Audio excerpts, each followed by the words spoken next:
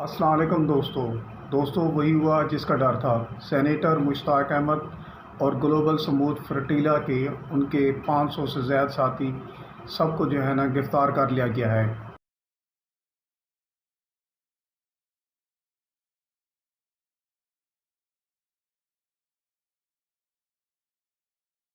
دوستوں، سانپ کی فطرت ہے ڈسنا، بچھو کی فطرت ہے زہر اگلنا، تو اس طرح اسرائیل اپنی فطرت کیسے بھول سکتا ہے؟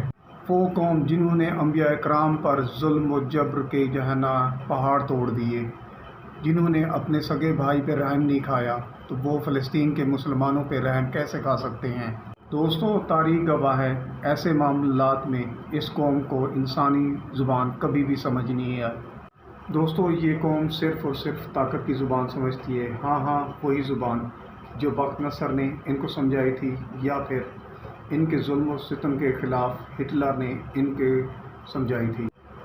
بدقسمتی سے امت مسلم یہ زبان بھول چکی ہے اور خواب غفلت میں سوئی ہوئی ہے۔ دوستوں، سینیٹر مشتاق احمد صاحب نے یہ ثابت کر دیا، اسلام آباد میں ان کے خیمے اکھاڑنے والا اور انہیں غزہ کا مشورہ دینے والا اہلکار غلط تھا۔ ڈھلتی عمر کا یہ جوان درست ہے اور 100% جو ہے نا اپنی زبان پہ پورا اترا۔ اس نے غزہ کے محصور انسانوں اور دینی رشتے سے جڑے مسلمانوں کو یہ بتا دیا کہ کوئی بھی دیوانہ ان کے پنجرے سے سر ٹکرانے کے لیے آ سکتا ہے۔ اس نے اپنے اس اقدام سے یہ ثابت کر دیا کہ حکومتوں کی اپنی مجبوریاں اور مسلطیں ہو سکتی ہیں، لیکن امت محمد میں اب بھی دم باقی ہے۔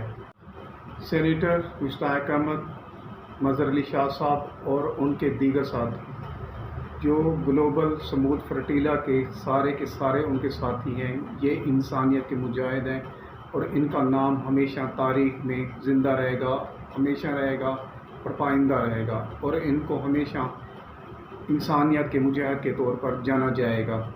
پاکستان زندہ باد۔